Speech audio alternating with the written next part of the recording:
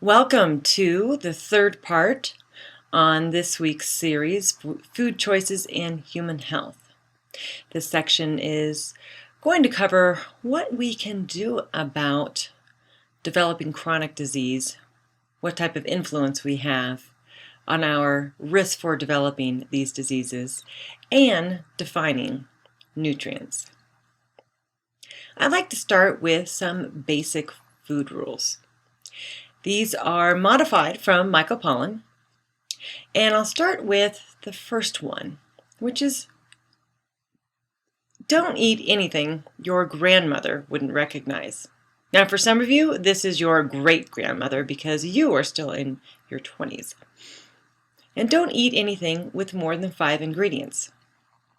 Now, it would be wonderful if we could all eat all whole foods, avoid all packaged foods, but we do live in the modern world, and we are subject to a life that is rushed and sometimes furious at times.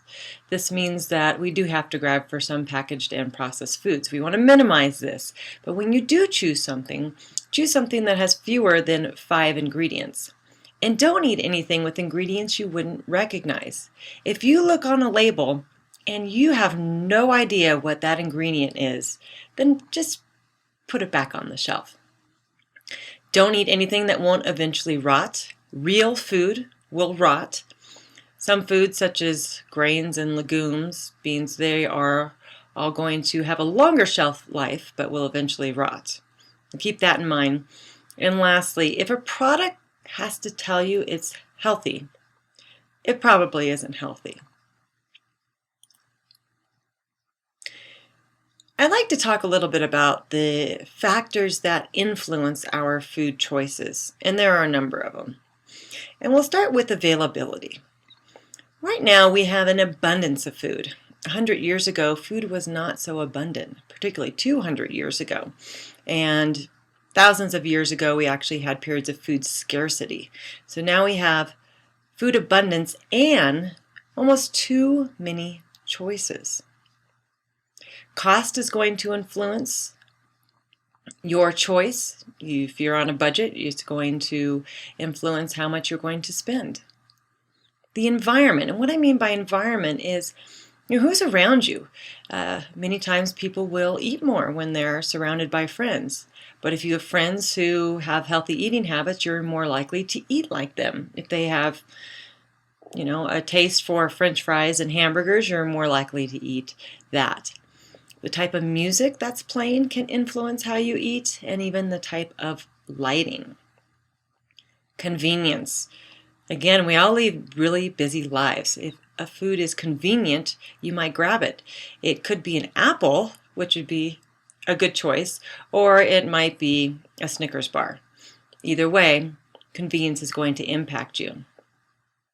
The size of your plates, your spoons, your forks, your cups, your glasses all impact food choices, how much we eat, and how much we put on our plate. And we'll talk about this more next week.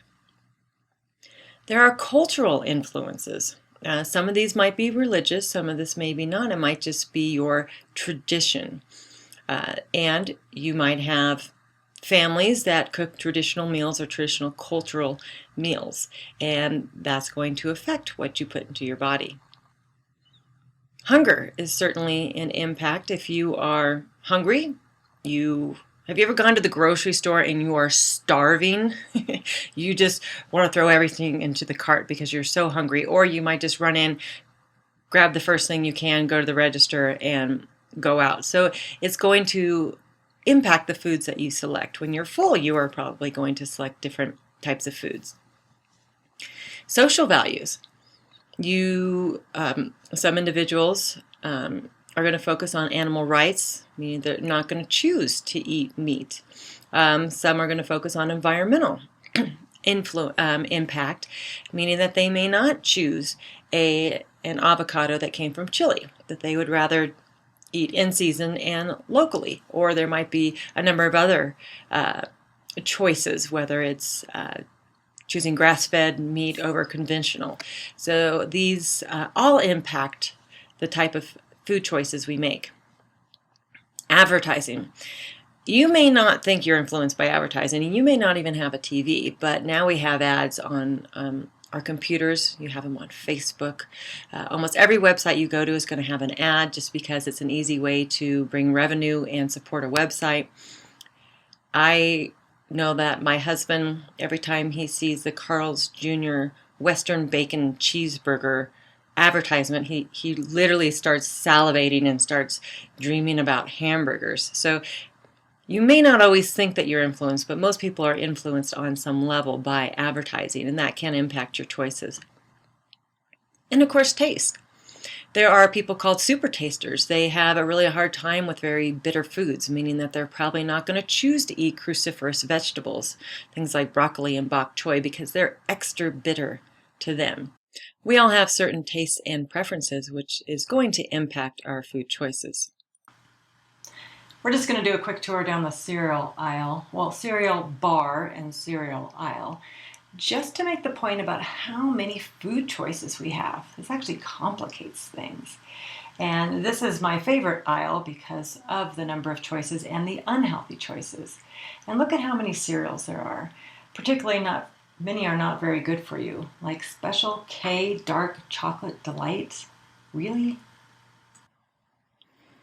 Now, of course, you notice that one of the factors affecting food choices I left out is nutrition. And that's, of course, what we're going to be spending the most time on this semester. But some people actually do choose foods that that are healthy, or that they think are healthy, or are good, will help them acquire more nutrients. So what are nutrients? What are our essential nutrients? Well, let's start with the definition of essential. Essential means that these are nutrients needed by the body, something that is necessary for the body. And this is usually for our general health or even for survival. So this is what is essential. Something that cannot be made by the body or cannot be made in sufficient amounts by the body. So this is essential, something that is essential to the body for health and or survival. And essential nutrients mean these are the nutrients that either cannot be made by the body, or maybe they just can't be made in sufficient amounts. So we need to get them from the diet. That's essential. So, or food. They need to be obtained from food in our diet. Carbohydrates, fat, protein, vitamins, minerals, and the most important nutrient, water. These are our 6 essential nutrients. The macronutrients are the big nutrients, and these are going to be carbohydrates, fat, and protein. Micronutrients are the smaller nutrients. It doesn't mean they're less important, but these are vitamins and minerals. Now you notice I left out water here. Otherwise, we have our 5 of the 6 essential nutrients, water being the most important nutrient, but it's in a separate category. It's not a macronutrient nor a micronutrient. So with macronutrients, carbohydrates divide into starch, sugar, and fiber, and we'll be going into this in plenty of detail later. Fat, we have monounsaturated fats, polyunsaturated fats, and within that fat category, before I move on, I just want to mention that these are our fatty acids. The entire category of lipids, which does include cholesterol and some phospholipids, they are actually not fats. And again, we are going to spend an entire week on this topic, an entire chapter. And then our macronutrients also include protein. So our micronutrients, vitamins, and minerals. And of course, the most important nutrient is water. So which of these nutrients give us energy? Carbohydrates, fat, and proteins, our macronutrients, are the ones that we get energy from. We consume the food and we obtain energy from them. Carbohydrates have 4 calories per gram. That means there are 4. When you eat a carbohydrate, you'll be able to get 4 calories of energy per gram of carbohydrate that you consume. Fat has 9 calories per gram, so you'll get 9 calories of energy for every gram of fat that you eat. Protein, 4 calories per gram. So while we're talking about calories, why don't we define what is a calorie? Think about that. Can you define what a calorie is? Well, a calorie is a unit of food energy. And when you think of unit, think of measurement. You can measure distance in feet or meters. So a unit is simply a measurement of food energy. So that is all a calorie is. It's the way we measure the type of energy we get out of food. So when you consume food, you're going to get out energy because food has energy. And energy doesn't really change, isn't created or destroyed, it just changes form. So we take in food and we get out energy. If we don't use that energy, then we end up storing that energy. And we'll talk about that later this semester.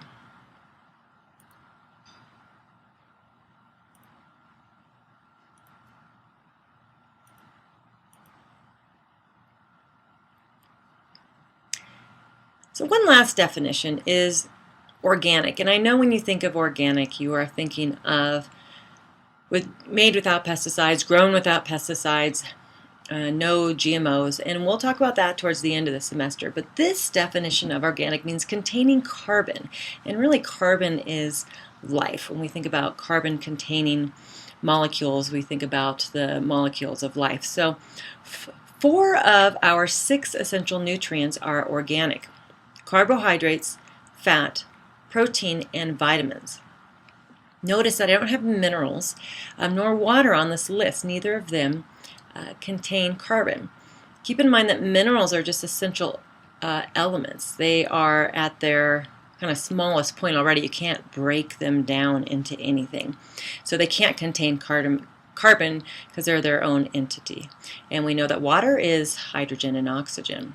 Now, if I were to ask you which nutrients were energy yielding and organic, on an exam, you would say carbohydrates, fat, and protein. We know these are energy yielding. We also know that each of these contain carbon. They're all organic. Now, why isn't vitamins on this list?